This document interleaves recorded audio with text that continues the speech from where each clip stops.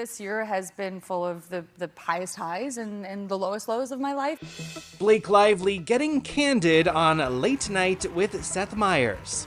It's no surprise I've had a pretty intense. Blake Lively didn't just walk onto Late Night with Seth Meyers. She made an entrance designed to rewrite the story. She wore a floor-length white wedding gown dripping in couture detail, reportedly priced at over $12,000. Layers of silk, extravagant ruffles, and a dramatic train swallowed the set around her. The dress was so oversized it barely fit in the chair, forcing Blake to sit awkwardly while Seth joked about her bridal energy. The audience chuckled, the mood lightened.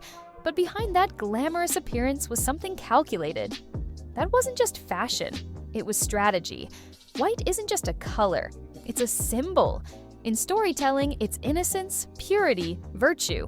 Last night, Blake Lively broke her silence regarding the Justin Baldoni drama, appearing on Late Night with Seth Meyers. And there's actually video footage of her pointing like this. And in this case, Blake wore it like a costume. Coming off public backlash and a legal subpoena, she didn't show up in muted tones or neutral styling. She showed up like a bride at her own redemption arc. The gown screamed "wronged woman," like she was there to cleanse her image in front of a friendly audience. It was dramatic, deliberate, and deeply misleading. Because while the fabric shimmered under studio lights, the reality behind it was unraveling. This wasn't red carpet glam, it was armor, a protective layer in a PR campaign spinning out of control. And it worked, at least for a moment. Viewers weren't talking about court filings or the man she'd accused losing his agency. They were talking about Blake's fashion, her jokes, her vulnerability. I think that what we just saw with Blake Lively getting a platform on Seth Meyers, talking about how she's a victim and she speaks for all victims out there, it just makes people really angry. And actually, it made me angry too. The gown distracted from the facts. It hijacked the narrative. But beneath the silk and sparkle was a plan. Control the stage, control the story. Just days before that glittering interview aired, Blake Lively was hit with a subpoena. Real legal documents, filed in connection to the escalating lawsuit surrounding It Ends With Us, ordered her to turn over private texts, emails, and communication logs. This wasn't gossip. It was a court-mandated demand tied directly to claims of misconduct involving the film's production, directed by Justin Baldoni. The controversy was growing louder. Allegations were stacking up. But rather than confront any of it, Blake took a different route. She didn't retreat. She rebranded. That same week, instead of showing accountability, Blake stepped onto the Seth Meyers stage like she was starring in a Disney reboot. It's really hard to watch her now, I can't lie. It is really hard to watch her be this fake person. She twirled, she smiled, she sang Let It Go from Frozen for an audience that had no idea she was, at that very moment, under legal scrutiny. She wasn't there to explain, she was there to distract, and it worked. Media headlines didn't focus on the subpoena, they focused on her gown, her jokes, her charm. But what they missed was far more telling. While legal teams were actively building a case, Blake was reciting a monologue about how scared she was to speak out. Tears welled in her eyes as she talked about fear, about silence, about finding the courage to share her truth. But that wasn't silence, it was a script. Every word, every gesture, every emotional beat was delivered with the poise of a trained actress on a press tour. Right, Blake! Blake's also been skipping press, avoiding interviews at the Another Simple Favor premiere. The late night appearance now her one and only interview for the sequel. You think I want to make you pay? The performance was designed to pull heartstrings, not answer hard questions. At the exact moment she was being asked to hand over real evidence, she was publicly recasting herself as the victim, not just of the controversy, but of the very industry she was thriving in. It wasn't a confession, it was damage control hidden behind a trembling voice and a camera-ready tear. The interview wasn't journalism, it was a carefully choreographed act. From the opening moment, it was clear Seth Meyers wasn't there to challenge Blake Lively. He was there to protect her. No questions about the subpoena, no mention of the legal battle she was now legally entangled in. Not a single reference to the man she'd publicly accused, whose entire career had collapsed under the weight of allegations that were still unraveling behind closed doors. Instead, the conversation veered into absurd territory. Announces that I'm the love of his life at all times, which is like just the best feeling in the world. That's just a like really everything I nice do, feeling, yeah. I get dressed every day like a girl in middle school, and I'm like, oh my gosh, I hope he thinks so. Ice. Yes, frozen water. For 5 uninterrupted minutes, Blake detailed how her movie character drinks martinis with ice cubes now. It was framed as quirky, fun, a charming behind-the-scenes tidbit. And somehow, that nonsense made national headlines. Major entertainment outlets ran stories about her fun cocktail moment, while ignoring the actual story unfolding behind the scenes. The legal documents, the subpoena, the vanishing of a man from his own industry. But there was no time for truth, only optics. Blake, meanwhile, wasn't ducking the spotlight. She was sprinting toward it. Midway through the show, she changed outfits. Gone was the wedding gown. In came a second designer look, handpicked to keep the cameras flashing. She wasn't presenting vulnerability, she was selling a brand, one that wrapped itself in faux empowerment and selective outrage. So many women around afraid to speak, especially right now, afraid to share their experiences, and fear is by design. It's what keeps us silent. She spoke in sweeping terms about what women face in Hollywood, positioning herself as a mouthpiece for survivors, all while never directly addressing the real pain caused by the public fallout of her own claims. The man she targeted? Silenced. Dropped by his agency, cut off from work, no interviews, no platform.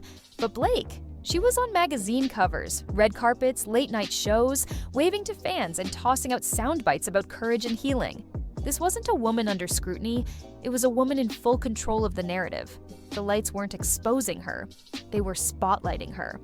While one career quietly crumbled off camera, hers was getting a standing ovation. As the final credits rolled and the studio lights dimmed, something unexpected slipped through. Painting herself as a hero for all women. And it's pretty frustrating how Seth and just Hollywood in general seems to be accepting it. A still hot mic caught Blake Lively turning to Seth Meyers and whispering, "Thank you, thank you, thank you, thank you, thank you." 5 soft, breathy repetitions, barely audible but crystal clear in meaning. These weren't the giddy thank yous of a celebrity basking in post-show glow. These were whispered like prayers, urgent, relieved, almost nervous. The kind of gratitude that doesn't come from joy. It comes from survival. Not survival of trauma, survival of exposure. Because Blake knew what had just happened, she had pulled it off. A high-risk appearance on national television in the middle of a legal firestorm, and not a single hard question was asked. Not one uncomfortable moment. The puff pieces were already written, time to go live the second the segment ended. Headlines celebrated her courage, her grace, her style. But none mentioned the subpoena, none asked about the missing man on the other side of her story. The applause that rang through the studio wasn't spontaneous. It was cued, programmed, just like the lighting, the outfits, and the talking points. This wasn't a brave woman bearing her soul. It was a tightly packaged narrative, rolled out like a product launch. Those 5 whispered words weren't for Seth. They were for the plan. A signal that the spin machine had worked, that the performance was complete, and that no one, not the host, not the network, not the press, had dared to break the script. Blake didn't walk off that stage as a victim. She walked off as a brand, freshly polished and shielded by silence. But the performance cracked. And it cracked fast. Within hours of the Seth Meyers interview airing, the internet erupted. IMDb, one of the biggest film platforms in the world, was forced to step in and pull public reviews for another simple favor. Not because the film was controversial on its own, but because thousands of furious viewers flooded the page with 1-star ratings. They weren't judging the acting. They were protesting the actress. The backlash wasn't about plot, it was about Blake. DV or abuse, and then looking at someone sitting up there like Blake Lively did in a princess dress, pretending to be the voice of women and girls around the world who has been silenced. Yeah, it's appalling. And this time, no gown, no monologue, no talk show charm could contain it. Critics, fans, and most powerfully, survivors weren't just skeptical, they were outraged. Real victims of abuse and harassment took to TikTok, Reddit, and Twitter to call her out directly. They brought receipts, video clips from past interviews, statements Blake had made under the guise of advocacy were now being dissected line by line. Side-by-side comparisons showed glaring inconsistencies. The timeline didn't add up. The tone shifted too easily. Her most dramatic claims fell apart when stacked against court filings and real-world consequences. The man she'd accused was still gone, silenced. But Blake's story? It was unraveling in real time. Users shared screenshots of legal documents, timestamps, and media quotes that proved this wasn't a case of forgotten details. It was a curated story built to shield her from fallout. The public wasn't falling for it. Not this time. What Blake had packaged as bravery, others now saw as betrayal. And no matter how many lights she stood under, the internet became a brighter spotlight than any studio set. And while Blake Lively leaned into the role of the misunderstood mother, she didn't retreat from the spotlight. In fact, she doubled down. She brought her children into the narrative, name-dropping them in interviews, talking about how she had to be Disneyland every day for her daughters, despite the emotional toll she claimed to be under. But the public wasn't buying it. She said she was breaking down behind the scenes, yet she was still posing for photographers on red carpets, attending elite gala events, and sitting down for glam-heavy press junkets like nothing had changed.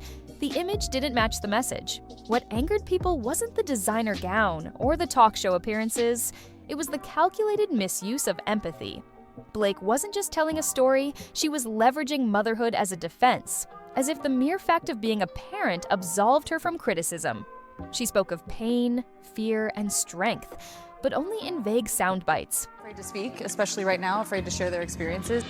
She did also speak out at the Time 100 gala, though, revealing her mom's story of abuse. Never tethered to real, provable facts.